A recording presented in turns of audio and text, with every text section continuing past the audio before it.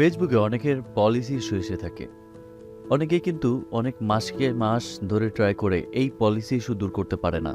তো এই policy issue কীভাবে 1 মিনিটের মধ্যে দূর করবেন, এই সমস্যার সমাধান আজকে দেখাবো। তো ভিডিওটি না টেনে সম্পূর্ণ দেখার অনুরোধ করছি। চলুন ভিডিও শুরু করা যাক।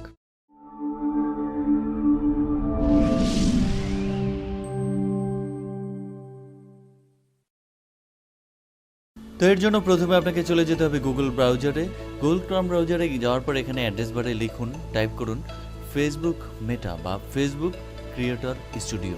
এই অপশনে এইটা লিখে জাস্ট সার্চ দিন, এন্টার প্রেস করুন।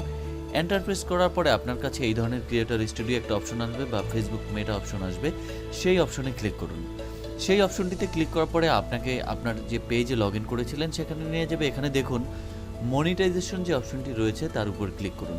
এরপরে দেখতে পারবেন আপনার মনিটাইজেশনের যে ইস্যু রয়েছে, যে পলিসি ইস্যু রয়েছে, তার ঠিক নিচে দেখেন সি ডিটেলস একটা অপশন রয়েছে। সি ডিটেলসে ক্লিক করে দিন। সি ডিটেলসে ক্লিক করার পরে এখানে দুইটা অপশন দেখতে পারবেন। এই দুইটার মধ্যে নিচের যে অপশনটি রয়েছে ব্র্যান্ডেড কন্টেন্ট, এইটার উপরে ক্লিক করে দিন।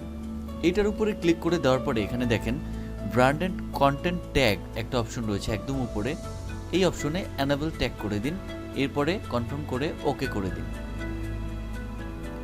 কনফার্ম করে ওকে করে দেওয়ার পরে আপনি জাস্ট এখন যদি মনিটাইজেশনে চলে যান তাহলে দেখবেন নো মনিটাইজেশন ভায়োলেশন। আপনার কিন্তু এখানে কোনো ধরনের এখন মনিটাইজেশনে কোনো পলিসি ইস্যু নেই।